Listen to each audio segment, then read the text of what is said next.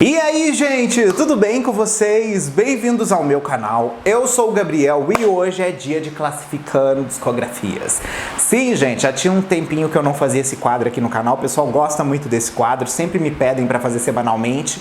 Mas a gente sabe, gente, aconteceu muito lançamento, muitas coisas aí nessas últimas semanas que eu fiquei louca. Então, finalmente, tenho a chance de voltar aqui. Fiz o quiz perguntando quem vocês queriam e Miley Cyrus, Ariana Grande ficaram ali lado a lado. Então eu falei, bom, vamos fazer da Miley, que lançou o álbum mais recentemente, e no próximo a gente faz da dona Ariana Grande, beleza? Então vou explicar primeiramente para quem tá passando aqui a primeira vez nesse quadro para entender como funciona ele. Eu dou minhas opiniões pessoais sobre a discografia em formato de ranking do pior ao melhor álbum, pra mim, tá? E eu sempre peço para que vocês que estão assistindo também deem a opinião de vocês sobre o ranking que vocês fazem do pior para o melhor álbum. Assim, eu consigo conhecer mais de vocês, entender como vocês se sentem em relação às discografias e vocês também me conhecem melhor. Assim a gente discute e eu consigo trazer também mais conteúdos de discos que vocês gostam e afins, baseado também no que vocês aqui me apresentam como resposta, beleza? Sem mais delongas, vamos começar, afinal de contas, aí, então, esse classificando discografias. Mas antes eu já quero aproveitar e convidar você que não é inscrito aqui no canal, por favor, se inscreve, vem fazer parte da comunidade. Aqui eu falo de música pop e de outros assuntos relacionados e vai ser incrível ter você aqui fazendo parte com a gente.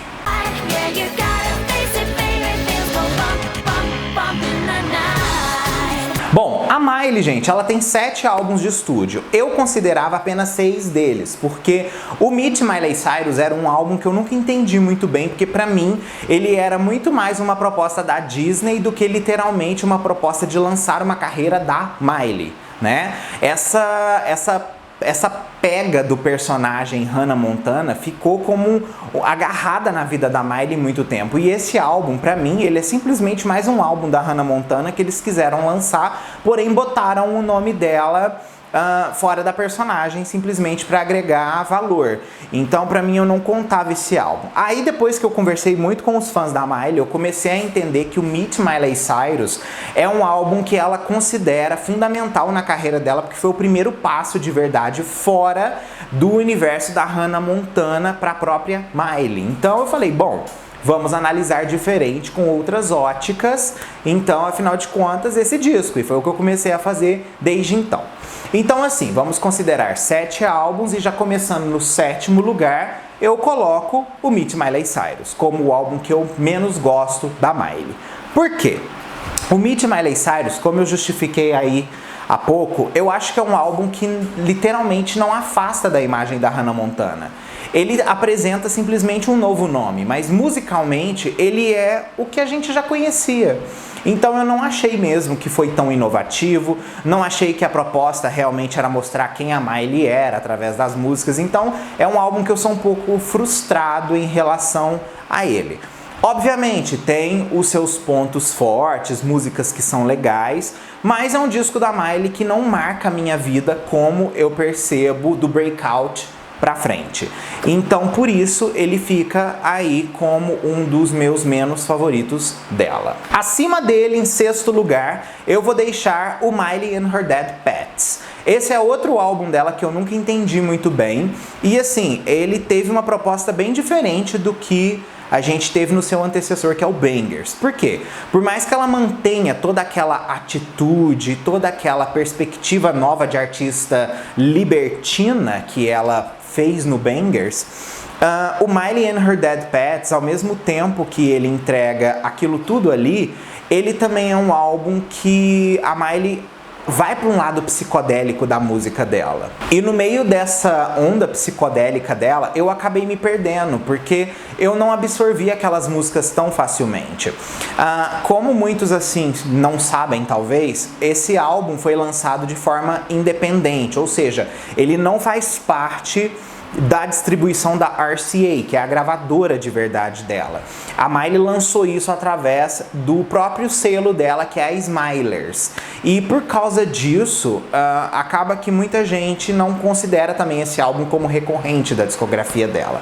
Mas ele foi promovido, ele teve performances em premiações importantes, ele teve diversos singles, clipes muito sem pé nem cabeça, alguns mais simples e outros mais fortes, e acabou que assim, no geral é sempre músicas da Miley que eu nunca absorvi tão bem. E é um álbum grande, ele tem quase 17 faixas, se não me engano, e passa batido pra mim, porque, como eu disse, não é o tipo de coisa que eu ouço quando se fala em relação a Miley, mas reconheço muito a personalidade dela daquele momento, sendo explícita naquele material do que ela estava passando. Quinto lugar aí na lista eu deixo o disco Younger Now. Por quê? O Younger Now, ele é um dos álbuns da Miley que assim, eu reconheço muito ela. Eu vejo que ela está presente naquela obra, eu vejo que ela traz as raízes dela da parte talvez mais ali, vou dizer para vocês, árvore genealógica possíveis. Ela tem as influências mais óbvias, que é a do pai e a da madrinha dela, que é a Dolly Parton, naquele trabalho, mas ela bota também aquele pontinho pop que ela tem, que diferencia ela deles, né? E assim, Malibu pra mim foi um dos singles mais bem assim, colocados da Miley na carreira dela. Aquela música tinha que ser o primeiro single daquele álbum. E ela veio numa vibe perfeita, porque a Miley tava com aquela coisa toda de ter saturado a imagem dela durante a era Bangers e a Miley and Her Dead Pets, que quando ela volta agora aí com o Younger Now e com o primeiro single Malibu, ela limpa totalmente aquela carga que o público tinha saturado daquela imagem hiper forte que a Miley botou nesses dois últimos discos. E foi muito bom, gente, também para fazer com que ela trouxesse coisas mais românticas e melódicas de volta aos charts musicais, porque Malibu foi uma música muito bem aceita. Ela foi parar na Hot 100, ela foi muito consumida, foi muito ouvida, ela tem muitos streams nas plataformas digitais. Então eu achei super positivo. Quando ela também entra dentro do álbum, ela também é o início perfeito do disco, porque vocês percebem que por mais que o Younger Now seja um álbum com influências country, ele consegue ter um balanço muito bom ainda assim dentro do pop.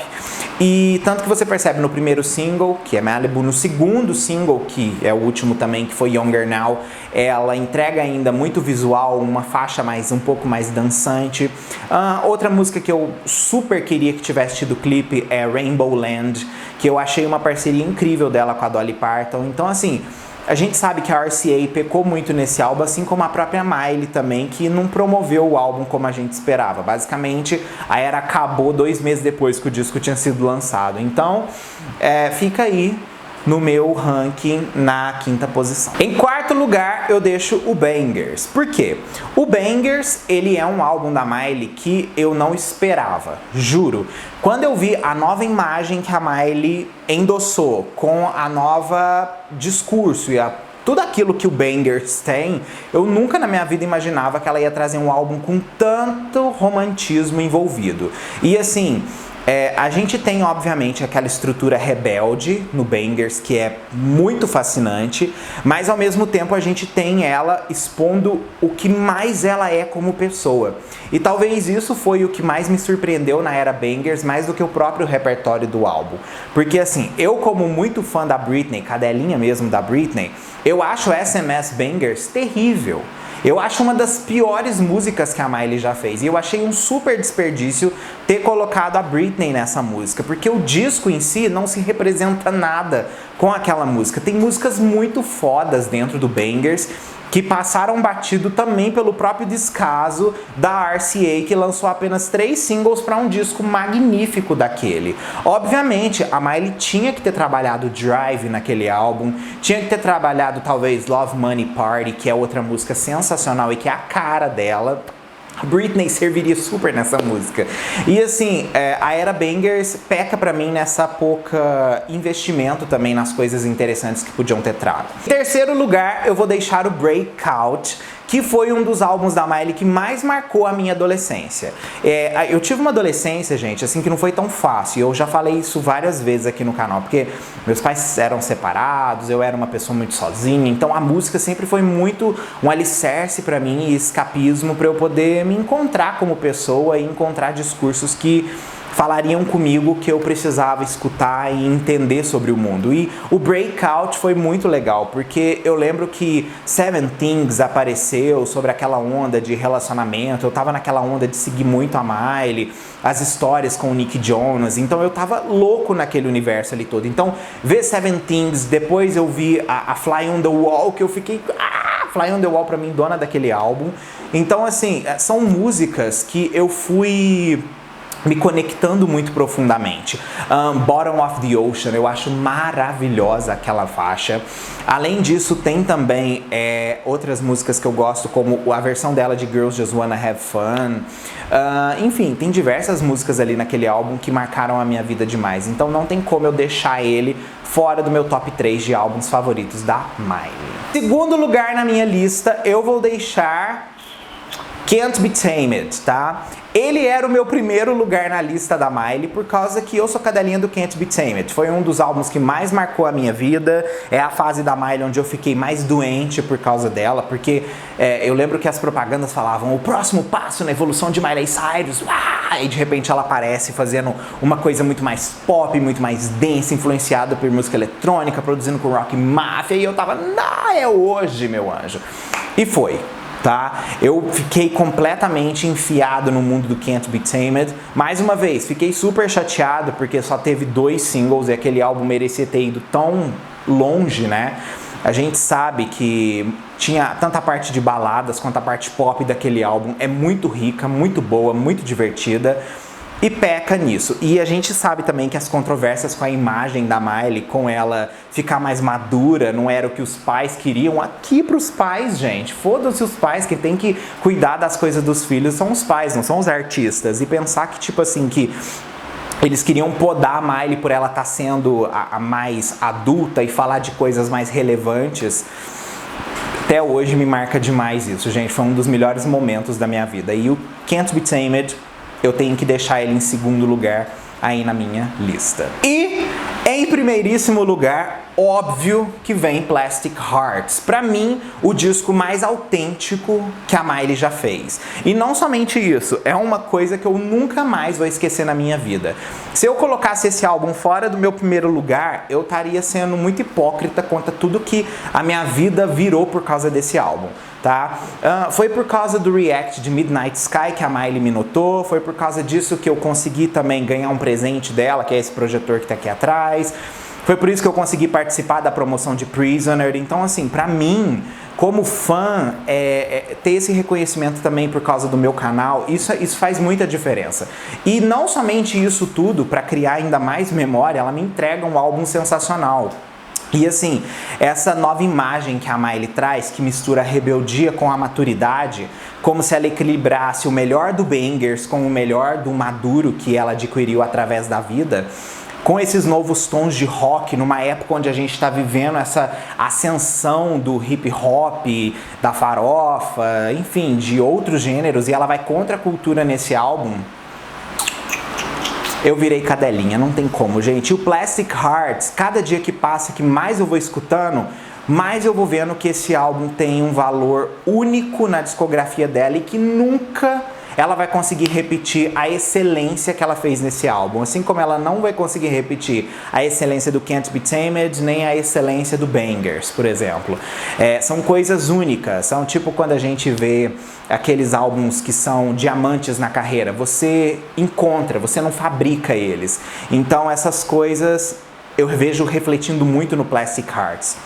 E assim, como eu disse, vou ouvindo mais o álbum, vou encontrando novas nuances, novas coisas que vão me fascinando cada vez mais pelo universo da Miley.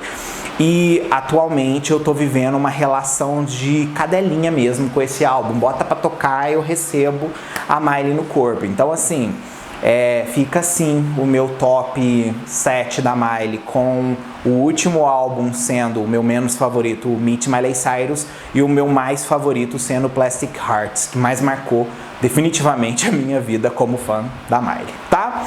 Qual que é a relação de vocês com a discografia da Miley? Deixa aqui o seu ranking, porque eu quero conhecer mais de vocês e também saber como vocês se sentem em relação a tudo isso, tá bom? Ó, um mega beijo pra vocês e até o próximo vídeo nosso.